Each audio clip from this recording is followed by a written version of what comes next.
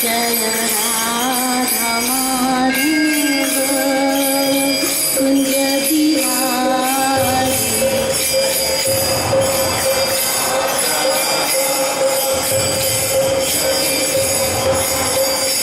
जय राधा माधव कुंज बिहारी।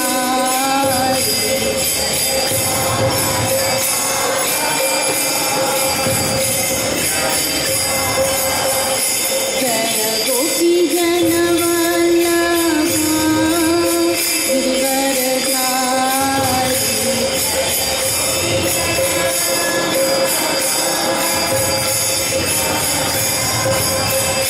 जय गोपी जन वल्लभा गिरिवरधारी।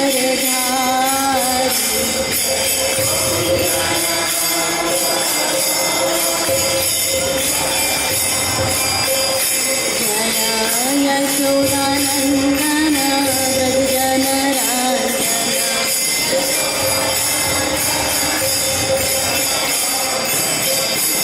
यशोदानंदन व्रज जनरंजन।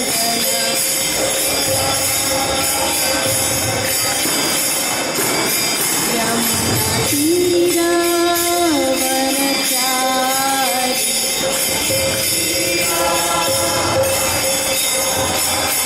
यमुना तीरा वनचारी।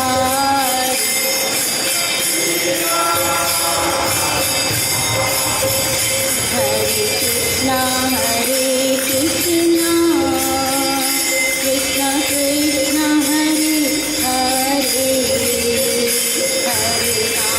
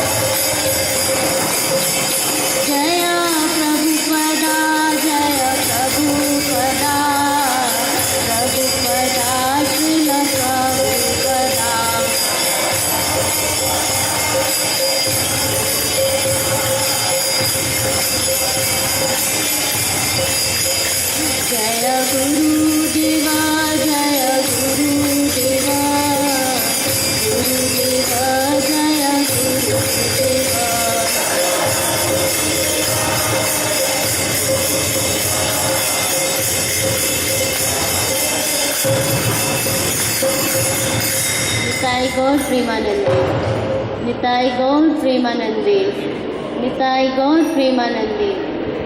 श्रील प्रभुपाद की। ओम नमो भगवते वासुदेवाय। ओम नमो भगवते वासुदेवाय। ओम नमो भगवते वासुदेवाय। नारायणं नमस्कृत्यं नरं चैव नरोत्तमं देवीं सरस्वतीं व्यासं ततो जयमुदीरयेत्। नष्टप्रायेषु भद्रेषु नित्यं भागवत सेवया भगवती उत्तमा श्लोके भक्तिर्भवति नैष्ठिकी। हरे कृष्ण। अंतर्राष्ट्रीय कृष्ण भावनाव्रत संघ की ओर से इस रविवार के साप्ताहिक कार्यक्रम में सभी का स्वागत है। सबको हरे कृष्णा। हम लोग भगवद गीता के 10वें अध्याय पर चर्चा कर रहे हैं और आज हम लोग 10वें अध्याय का 9वां श्लोक लेंगे। पिछले सप्ताह ये चर्चा की थी कि ये जो 4 श्लोक हैं 8, 9, 10 और 11 ये भगवद गीता की चतुर्श्लोकी गीता बताई जाती है, यानी कि इसमें गीता का सार है। अगर यह 4 श्लोक समझ में आ गए अच्छी तरह और जीवन में लगा लिए तो मतलब हमने भगवद गीता पूर्ण रूप से समझ ली और उसका अध्ययन कर लिया और उसको समझकर अपने जीवन में उतार लिया। तो आज जो श्लोक है वो है, एक बार पहले मैं पढ़ती हूँ, उसके बाद आप लोग फिर दोबारा पढ़ेंगे तो फिर उसके बाद आप दोहराइएगा। मत्त चित्त मत्त प्राण बोधयन्त परस्परं कथयनश्च मां नित्यं तुष्यन्ति च रमन्ति च। कृपया दोहराइएगा। मत्त चित्त मत प्राण बोधयन्त परस्परं कथयनश्च मां नित्यं तुष्यन्ति च रमन्ति च। मच्चित्त मद्गत प्राण बोधयन्त परस्परं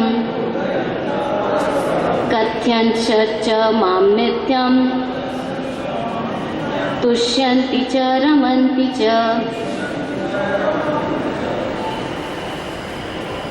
शब्दार्थ। मत चित्त जिनके मन मुझ में रमे हैं, मत गतः प्राण जिनके जीवन में अर्पित हैं, बोधयंत उपदेश देते हुए, परस्परम एक दूसरे से आपस में, कथयंत बातें करते हुए, भी माम मेरे विषय में, नित्यम निरंतर, तुष्यंति प्रसन्न होते हैं, च भी रमन्ति दिव्य आनंद भोगते हैं, च भी। भावार्थ। मेरे शुद्ध भक्तों के विचार मुझ में वास करते हैं, जिनके जीवन मेरे सेवा में अर्पित रहते हैं और वह एक दूसरे को ज्ञान प्रदान करते तथा मेरे विषय में बातें करते हुए परम संतोष तथा आनंद का अनुभव करते हैं। तात्पर्य श्रील प्रभुपाद द्वारा। श्रील प्रभुपाद की। यहाँ जिन शुद्ध, पूरा तात्पर्य बहुत लंबा नहीं है, सिर्फ 1 पेज का है, पूरा ही पढ़ूंगी क्योंकि पूरा ही तात्पर्य एक्स्ट्रा इम्पोर्टेंट है। प्लीज़ ध्यान से सुनिएगा। मैंने एक बार सबसे निवेदन किया था कि भगवद गीता साथ में लाएं, जिससे कि अगर आप लोग साथ साथ पढ़ेंगे तो पूरा कंसंट्रेशन बनता है, वरना दिमाग इधर उधर भागता है। यहाँ जिन शुद्ध भक्तों के लक्षण का उल्लेख हुआ है वे निरंतर भगवान की दिव्य प्रेमा भक्ति में रमे रहते हैं। उनके मन कृष्ण के चरण कमलों में से हटते नहीं, वे दिव्य विषयों की ही चर्चा चलाते हैं। इस श्लोक में शुद्ध भक्तों के लक्षण का विशेष रूप से उल्लेख हुआ है। भगवत भक्त परमेश्वर के गुणों तथा उनकी लीलाओं के गान में अहर्निश लगे रहते हैं। उनके हृदय तथा आत्माएं निरंतर कृष्ण में निमग्न रहती हैं और वे अन्य भक्तों से भगवान के विषय में बातें करने में ही आनंद अनुभव करते हैं। भक्ति की प्रारंभिक अवस्था में वे सेवा में ही दिव्य आनंद उठाते हैं और परिपक्व अवस्था में वे ईश्वर प्रेम को प्राप्त होते हैं। जब वे इस दिव्य स्थिति को प्राप्त कर लेते हैं तब वे उस सर्वोच्च सिद्धि का स्वाद लेते हैं जो भगवत धाम में प्राप्त होती है। भगवान चैतन्य दिव्य भक्ति की तुलना जीवन के हृदय में बीज बोने से करते हैं। ब्रह्मांड के विभिन्न लोकों में असंख्य जीव विचरण करते रहते हैं। इनमें से कुछ ही भाग्यशाली होते हैं जिनकी शुद्ध भक्त से भेंट हो पाती है और जिन्हें भक्ति समझने का अवसर प्राप्त हो पाता है। यह भक्ति बीज के सदृश है। यदि इसे जीव के हृदय में बो दिया जाए और जीव हरे कृष्ण मंत्र का श्रवण तथा कीर्तन करता रहे तो बीज अंकुरित होता है। जिस प्रकार की नियतः सींचते रहने से वृक्ष का बीज फलता है, भक्ति रूपी आध्यात्मिक पौधा क्रमशः बढ़ता रहता है जब तक यह ब्रह्मांड के आवरण को भेद कर ब्रह्म ज्योति में प्रवेश नहीं कर जाता। ब्रह्म ज्योति में भी यह पौधा तब तक बढ़ता रहता है जब तक उस उच्चतम लोक को नहीं प्राप्त कर लेता जिसे गोलोक, वृंदावन या कृष्ण का परम धाम कहते हैं। अंततो गत्वा यह पौधा भगवान के चरण कमलों की शरण प्राप्त कर वहीं विश्राम पाता है। जिस प्रकार पौधे में क्रम से फूल तथा फल आते हैं उसी प्रकार भक्ति रूपी पौधे में भी फल आते हैं और कीर्तन तथा श्रवण के रूप में उनका चिंतन चलता रहता है। चैतन्य चरितामृत में मध्य लीला अध्याय 19 भक्ति रूपी पौधे का विस्तार से वर्णन हुआ है। यहाँ यह बताया गया है कि जब पूर्ण पौधा भगवान के चरण कमलों की शरण ग्रहण कर लेता है तो मनुष्य पूर्णतया भगवत प्रेम में लीन हो जाता है। तब वह एक क्षण भी परमेश्वर के बिना नहीं रह पाता, जिस प्रकार की मछली जल के बिना नहीं रह सकती। ऐसी अवस्था में भक्त वास्तव में परमेश्वर के संसर्ग में दिव्य गुण प्राप्त कर लेता है। श्रीमद् भागवत में भी भगवान तथा उनके भक्तों के संबंध के विषय में ऐसी अनेक कथाएं हैं। इसलिए श्रीमद् भागवत भक्तों को अत्यंत प्रिय है। जैसे कि भगवान भागवत में ही कहा गया है, श्रीमद् भागवतम पुराण अमलम यद्वैषणवाणम प्रियम। ऐसी कथा में भौतिक कार्यों, आर्थिक विकास, इंद्रिय तृप्ति या मोक्ष के विषय में कुछ भी नहीं है। श्रीमद् भागवत ही एकमात्र ऐसी कथा है जिसमें भगवान तथा उनके भक्तों की दिव्य प्रकृति का पूर्ण वर्णन मिलता है। फलतः कृष्ण भावना भावित जीवन ऐसे दिव्य साहित्य के श्रवण में दिव्य रुचि दिखाते हैं जिस प्रकार तरुण तथा तरुणी को परस्पर मिलने में आनंद प्राप्त होता है। ओम अज्ञानतिमिरन्धस्य ज्ञानाञ्जनशलाकया चक्षुरुन्मीलितं येन तस्मै श्रीगुरुवे नमः। श्रीचैतन्यमनोभीष्टं स्थापितं येन भूतले स्वयं रूप कदा मह्यं ददाति स्वपदान्तिकं। वन्देऽहं श्रीगुरु श्रीयुतपदकमलं श्रीगुरून् वैष्णवांश्च श्रीरूपं साग्रजातं सहगण रघुनाथन्वितं तं सजीवं साधुवैतं सावधूतं परिजनसहितं कृष्णचैतन्यदेवं श्रीराधाकृष्णपादान् सहगण ललिता श्रीविशाखान्वितांश्च। हे कृष्णा करुणा सिन्धु दीनबन्धु जगत्पते गोपेश गोपिका कान्त राधा कान्त नमोस्तुते। तप्त काञ्चन गौरांगी राधे वृन्दावनेश्वरी वृषभानुसुते देवी प्रणमामि हरिप्रिये। वाञ्छाकल्पतरुर्भयश्च कृपा सिन्धुभैव च पतितानां पावनेभ्यो वैष्णवेभ्यो नमो नमः। जय श्री कृष्ण चैतन्य प्रभु नित्यानंद श्री अद्वैत गदाधर श्रीवासादि श्री गौर भक्त वृंद। हरे कृष्णा कृष्ण कृष्ण हरे हरे, हरे राम राम राम हरे हरे। हरे कृष्णा कृष्ण कृष्ण हरे हरे, हरे राम राम राम हरे हरे। हरे कृष्णा कृष्ण कृष्ण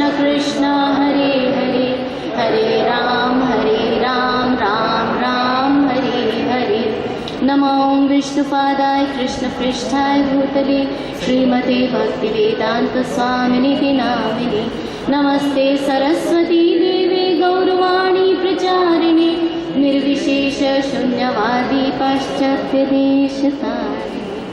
श्रील प्रभुपाद की। पिछले श्लोक में हम लोग ने क्या चर्चा करी थी कि भगवान ने क्या कहा, अहम सर्वस्व प्रभुवो सर्वमत्त सर्व प्रवर्तते इति मत्वा भजन्ते माम बुद्ध भाव समन्विता। मतलब ज्ञान अर्जित करके और फिर भाव के साथ भगवान की भक्ति करनी है। भगवान कहते हैं मैं ही सब, इस पूरी सृष्टि सब कुछ का सृष्टिकर्ता पालन करता मैं ही हूँ। फिर कहते हैं यह इस बात को जो समझ लेते हैं अपनी बुद्धि से, फिर वो भाव के साथ मेरी भक्ति में लगते हैं। भगवान ऐसा कहते हैं। और फिर अब क्या कहते हैं, मेरे शुद्ध भक्तों के विचार मुझ में वास करते हैं, उनके जीवन मेरी सेवा में अर्पित रहते हैं और वे एक दूसरे को ज्ञान प्रदान करते तथा मेरे विषय में बातें करते हुए परम संतोष तथा आनंद का अनुभव करते हैं। तो यहाँ सारे भक्तों के, शुद्ध भक्तों के लक्षण हैं कि भगवान के शुद्ध भक्त क्या करते हैं, उनके जो विचार हैं वो 24 घंटे उन्हीं के बारे में विचार करते हैं। 24 घंटे। हम लोग हमेशा ये सुनते हैं आजकल के भौतिक जगत में कि live for the moment, but does the moment live for us? Does it live for us? No. Then what does we live for? समय तो भागता है अपनी स्पीड से। हम कहते हैं समय के लिए जियो, क्षण के लिए, पल के लिए जियो, लेकिन क्या वो पल हमारी इंतजार करता है? अभी अगर मेरी अंतिम श्वास आने वाली है तो क्या मैं ये पल को कह सकती हूँ कि पल रुक जाओ? अभी नहीं, पल मेरे लिए नहीं रुकेगा। लेकिन मुझे, हम लोग फिर क्यों कहते हैं कि live for the moment? You live only once. It's a very popular saying in today's material world कि आप इस क्षण के लिए जिए, पर क्या ये क्षण हमारे लिए जीता है? अगर ये क्षण हमारे लिए नहीं जीता तो फिर हम इसके लिए जीने वाले कौन होते हैं? क्षण तो आएगा चला जाएगा, आएगा चला जाएगा। अभी 1 मिनट पहले, क्या 1 सेकंड पहले जो हुआ वह दोबारा नहीं आ सकता। तो हम लोग क्या कर रहे हैं इस भौतिक जगत में? पल के लिए जी रहे हैं, लेकिन पल हमारे लिए नहीं जी रहा है। समय भागते जा रहा है। समय, एक पल भी समय हमारे लिए रुकता नहीं है। और फिर क्या होता है, हम लोग कई बार सोचते हैं ना, हम लोग रिग्रेट करते हैं कि पहले ऐसा पता होता तो काश हम उसे कर लेते।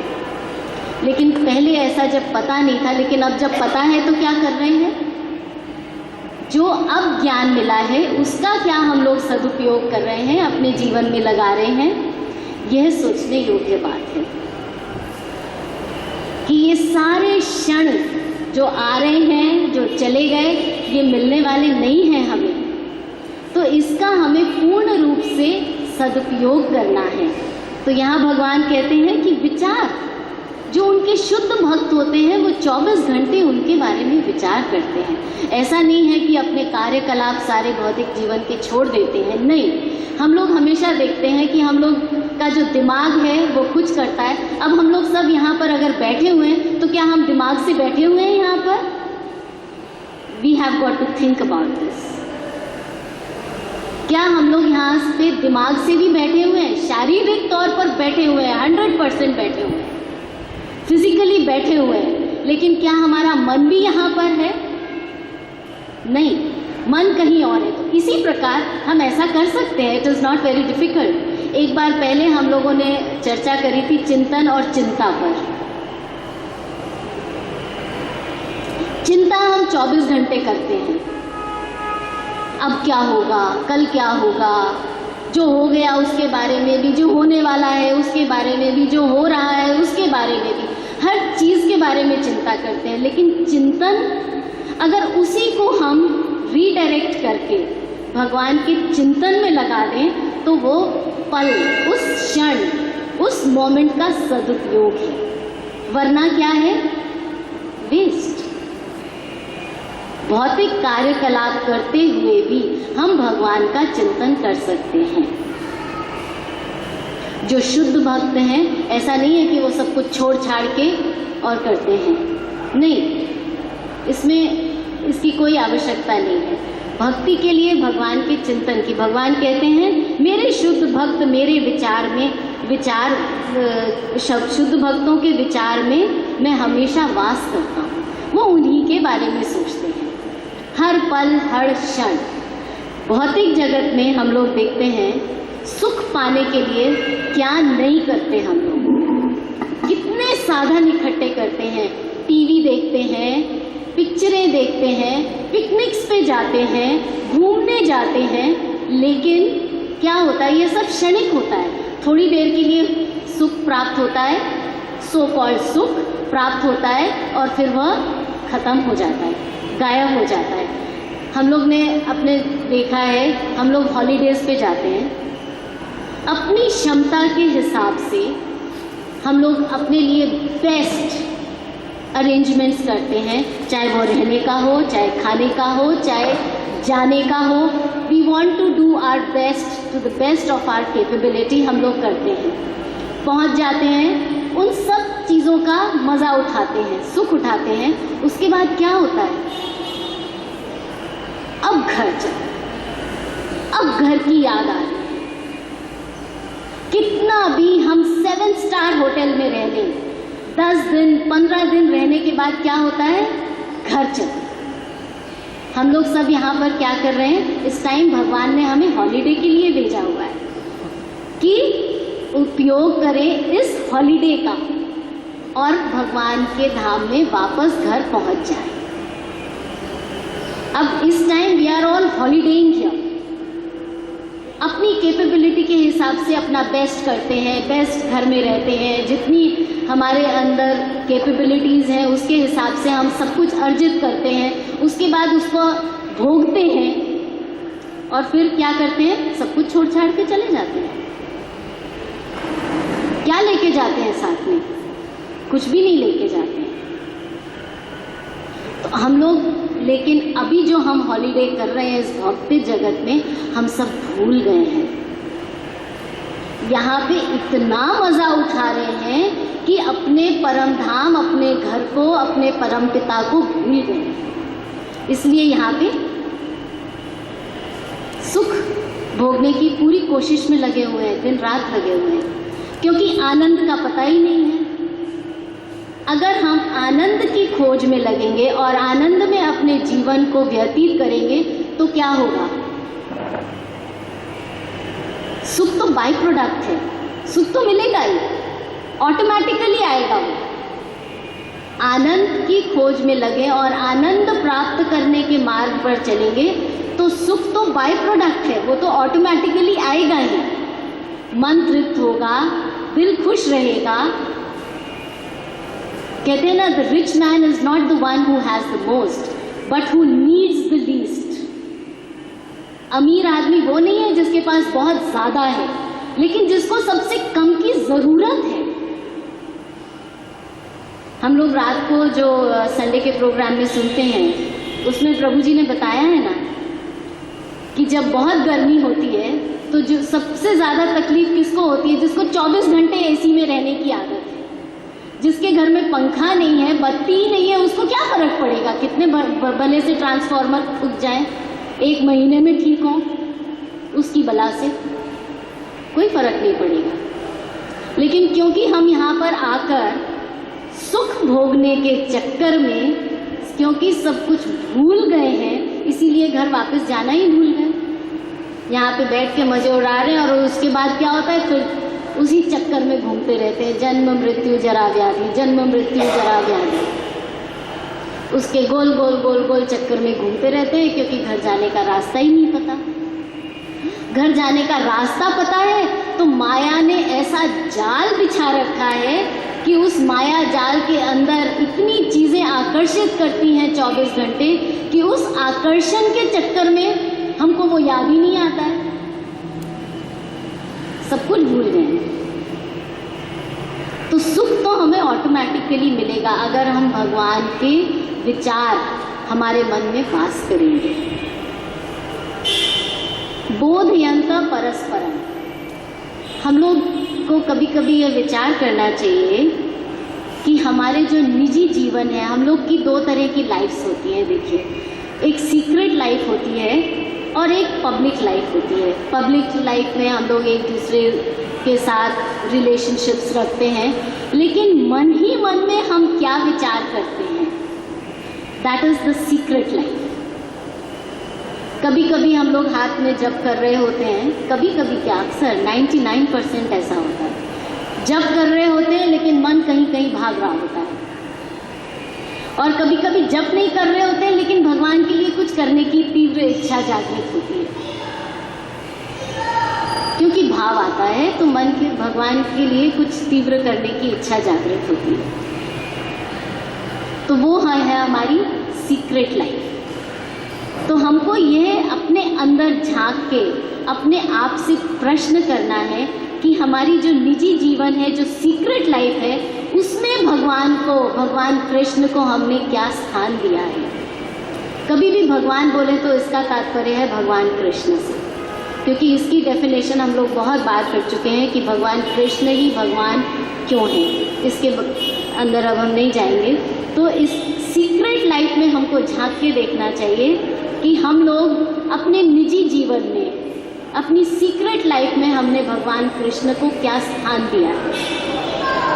अगर उसमें झांक कर सच्ची सच्ची हम अपने आप को देखते हैं और यह हमें पता चलता है कि भगवान कृष्ण को हमने अपनी सीक्रेट लाइफ में क्या ध्यान दिया है, तो हम अपने आप ही गेज कर सकते हैं कि हमारा जो भक्ति का रिपोर्ट कार्ड है वो कितना ऊपर जा रहा है या कितना नीचे जा रहा है। उसी से हमें पता चलेगा कि हमारा भक्ति का रिपोर्ट कार्ड कितना ऊपर जा रहा है या कितना नीचे जा रहा है। इसको कोई और जज नहीं कर सकता, because there is no question paper. Final exam जब होगा तब कुछ करने लायक नहीं होंगे, तब कुछ कर सकेंगे नहीं। तो इसीलिए ये रिपोर्ट कार्ड हमें अपने लिए बनानी है, किसी और को कोई इसको जज नहीं कर सकता। किसी दूसरे की भक्ति कितनी बढ़ रही है इसके बारे में हम क्या कह सकते हैं, उसके मन में क्या चल रहा है इसके बारे में हम क्या कह सकते हैं। इसके बारे में हम लोग कुछ नहीं कह सकते हैं। इसीलिए हमारी भक्ति कितनी ऊपर बढ़ रही है इसको गेज भी हमें ही करना है। अपनी रिपोर्ट कार्ड हमें खुद को तैयार करनी है, तभी हम आगे बढ़ेंगे।